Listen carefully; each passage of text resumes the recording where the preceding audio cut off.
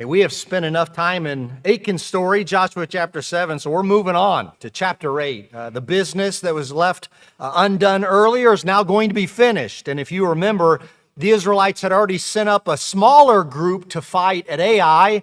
It didn't seem like as daunting a task as Jericho would have been, but instead of easily conquering the city, they were rebuffed, routed, and sent running for their lives. Some soldiers died. The defeat came as a result of sin, and Achan was held responsible for his sin as the Lord directed. He died, as his family and his stuff. And so, having cleansed the camp of transgression, what would the people do now? Let's start reading chapter 8, verse 1. Then the Lord said to Joshua, "Do not be afraid, do not be discouraged. Take the whole army with you and go up and attack Ai, for I have delivered into your hands the king of Ai, his people, his city, and his land. You shall do to Ai and its king as you did to Jericho and its king, except that you may carry off their plunder and livestock for yourselves. Set an ambush behind the city." So Joshua and the whole army moved out to attack Ai. He chose 30,000 of his best fighting men and sent them out at night with these orders. Listen carefully. You're to set an ambush behind the city. Don't go very far from it.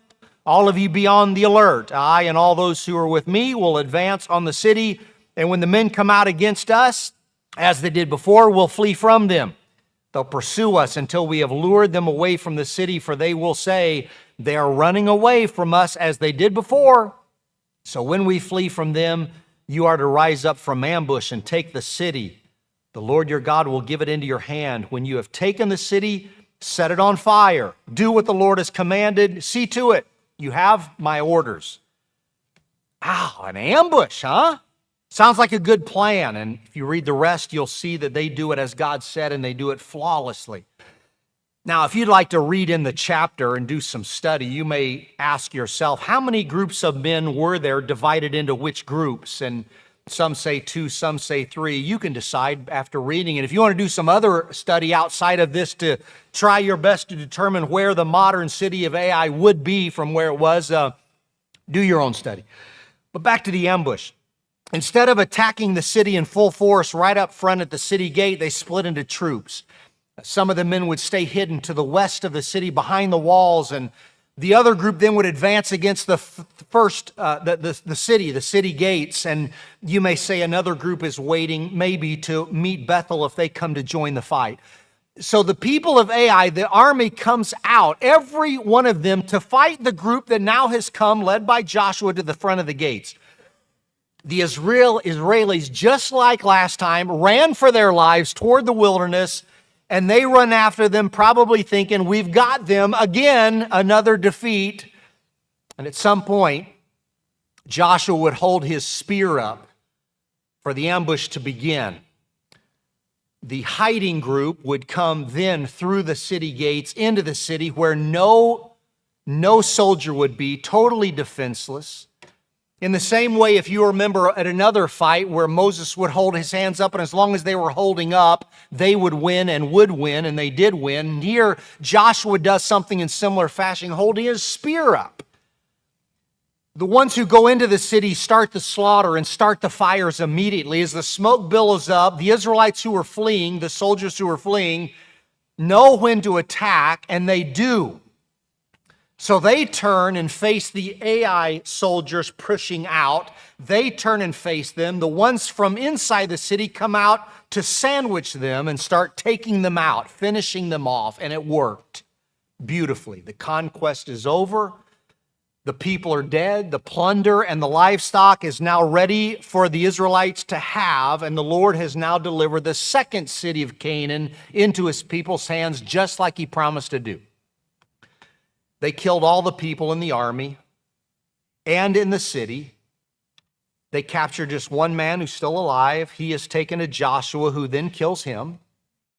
Here's how it's summed up near the end, verse 28. So Joshua burned Ai and made it a permanent heap of ruins, a desolate place to the day of the writing of this. He impaled then, yours may say hung on a tree, the body of the king of Ai and left it there until evening. At sundown, Joshua ordered them to take the body off, throw it down at the entrance of the city gate, and they raised a large pile of rocks over it, which remains again to the day of this writing. And that's how it ends. Now, we've got more to read and we will next time, but just having left it there, what would you draw from that? What would you say after reading that? I've got some lessons, maybe you have others, but let me throw out a few things you can chew on for a while. First, did you notice that at Jericho, God explicitly stated, authoritatively demanded, the people were to take nothing out of the city? Every single thing at Jericho was to be devoted to God. None would be theirs to have. Achan couldn't handle it. He saw it. He wanted it. He took it. He died because of it. But at the very next city, right on the heels of that, God says to the people, you can have all of the plunder of the city is yours. Take it. So in retrospect, if Achan had only restrained himself at Jericho for a short time, he would have been able to take everything he wanted out of Ai. His burned body, along with his family and all of their stuff, was buried under a pile of rocks, and it didn't have to be. It didn't have to end that way if he had just waited. Davis points out that Achan bought into the original temptation in the Garden of Eden. Do you remember that? There's Eve listening, and then Adam listening to the serpent whispering, telling them what they should do, what they could have. And instead of Adam and Eve focusing on the great gifts of God, knowing they could have anything and everything in the whole garden, except for one thing, they can't focus on everything because they are looking at the one thing they can't have. They bought into the tempter's deception that the one exception of God is worth losing everything to have. And they gave up everything to get the one thing, and Achan did too. He could have had anything he wanted at Ai, but couldn't listen to God's warning in Jericho and take it seriously. He had to have the forbidden things for God, not for himself. He had to take it, and in consequence, didn't just lose the spoils he could have had, lost his own life. Davis's warning says the tempter puts emphasis on the restriction God has imposed rather than on the riches he has lavished. And this morning for us, this past week for us, this summer already for us, it's possible that instead of focusing on all that you have from God, you have instead obsessed over the one thing or some things you didn't have, and it has made you miserable, possibly even leading to sin. Once again, number 2, the chapter begins with God's words to Joshua. Don't be afraid, don't be discouraged. How many times has God said that already just to this man? Do you remember? Believers in Jehovah, those who trust in the Lord, the people of faith who follow God wherever it takes them, we're told to follow without fear. Don't be afraid is repeated so often in the scriptures from beginning to end. Which is hard to do if the whole world looks like it's falling apart, melting down, burning up, imploding before our eyes. But still we are to trust the Lord and keep moving on with full confidence that He will lead us where He wants us to go, without fear. When Chet Bitterman, a family man from the U.S., was captured by 7 armed terrorists in Bogota, Colombia, this was January 1981. He could not have known what his future would be. He was there in the country as a linguist, as a man following Jesus, a Wycliffe Bible translator, a man there with a team to share the good news of Jesus Christ in print with the people who did not know the gospel yet. There was a larger political issue going on at the time, a sinister plan, and he was caught up in it. An innocent man who was taken from his wife and small children. He kissed them, and they held him, and they started negotiating with the family, with the team, saying he should leave. And he got to write to his wife some letters, and we have those letters. He started one of the letters early on. My dearest Brenda, he said, I am fine. As unnatural as it may seem, please do not, or at least try not to worry about me. Don't fear. Later in the same letter, he said, the Lord has brought to my mind 2 Corinthians 2:14, but thanks be to God who always leads us in triumph through the Lord Jesus Christ. How can a man at the end of a gun with threats to die, how can he say, do not worry about me, and there is triumph through Jesus Christ. How does that happen? How does a man who, through faith, takes such a dangerous road to a wild, crazy country, that's not to be offensive at the time, it gets ripped from his family, held by terrorists, threatened with death? How does a man like that write a letter like that in the face of fear, faces it with courage? Well, he does it with faith. He does it with faith. And every person of faith at some time is called to do that. You can read the book, Called to Die, the book about Chet's life, a remarkable young man with great faith. After all the negotiations back and forth, they still killed him. As the book says, they shot him just once before dawn, a single bullet to the chest. Police found his body in the bus where he died in a parking lot in the south of town of Bogota. He was clean and shaven. His face looked relaxed. A guerrilla banner wrapped his remains. There was no signs of torture. A man of faith dies. He didn't know his end. How could he? Joshua also, could I remind you, doesn't know his end at Ai when they've already lost once, but God says, go take the city. What else can he do?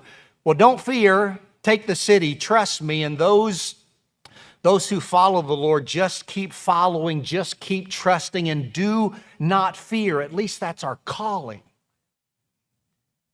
Number 3, you might think Jericho's conquest was a total work of God. I mean, every child among us can tell us how the walls fell. But Ai, that's maybe somewhat of a different story. I mean, that is some great military maneuvering on Israel's part. What an ambush, what a plan. It was beautiful.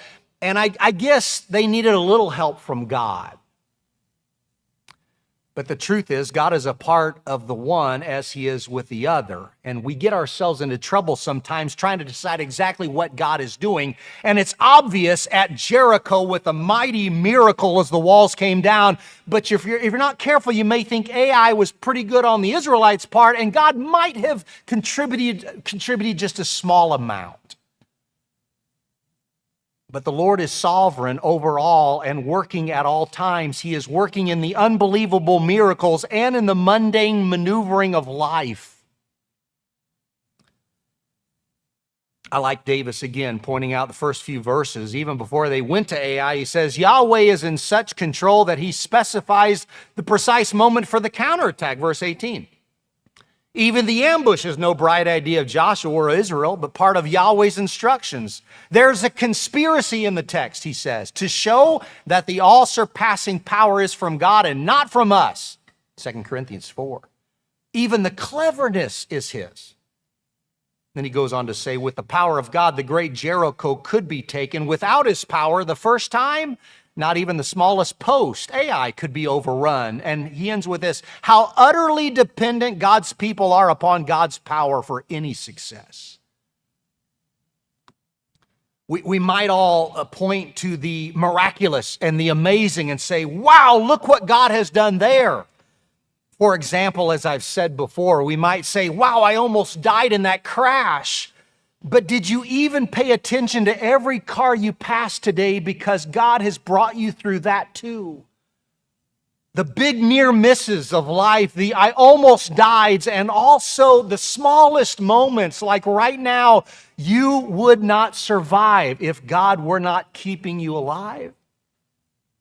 Your heart would not beat, your lungs would not breathe, you would not exist if it were not for God. Thank him for the Jericho miracle moments and also for the moments at Ai that look much less miraculous but still quite victorious. And 4, 12,000 died at Ai. If that was a smaller city than Jericho, like the spies made it sound, then you might wonder then how many died at Jericho. But already just 2 cities and thousands upon thousands have died. Wow. At the end of the story, not one from Ai is alive. The king has just died, but every one of the Israelites is well fed, well supplied, and living and not dying. Why is that? Again, I come to this because this is hard, I think, in Joshua. Why does it seem God is so harsh to the Canaanites, even wiping them out and then giving their land to the Israelites? I'll give you a quick reminder. God has big plans for his future in Joshua chapter 8. The future includes us. He is working right now in Joshua 8 to prepare us for what he has already done, but at this time has not done yet. He is in this moment building a new people, a holy nation, a family into which his son will be born. He needs them to be different. He needs them to be like him. He needs them to honor him in the way they live. And he'll accomplish his purposes to try to save the whole world, bringing salvation to everyone who would accept it.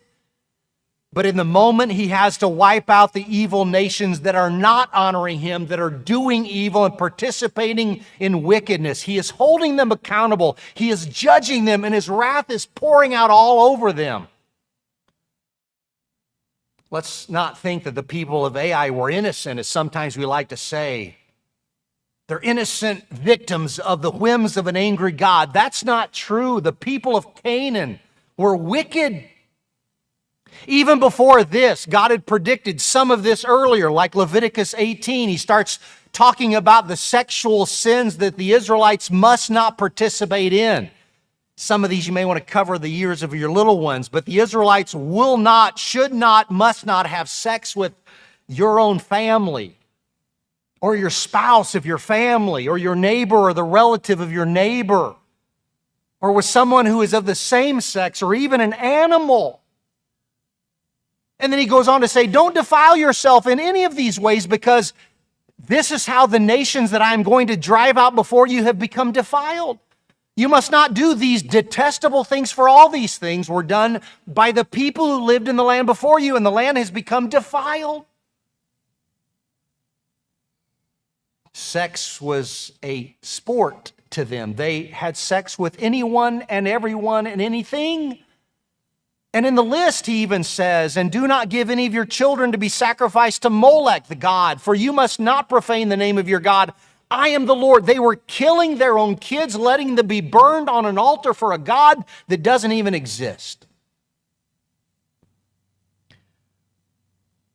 Some don't like to talk about this, but right here in our country, some like to celebrate some of the sexual sins that God has deemed detestable, and we are proud of them.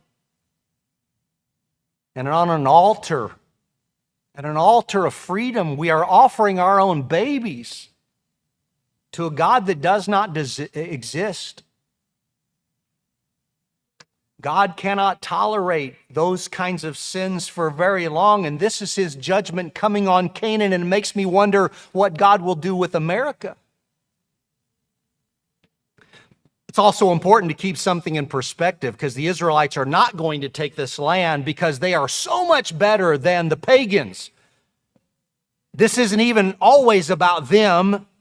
Maybe the Israelites are better in some ways than they are, but God has to remind them, and I think remind us, no holier than thou here, no holier than thou here. It's not so much that the Israelites were great, it's that the Canaanites were evil. Listen to this, Deuteronomy chapter 9, if you don't know this.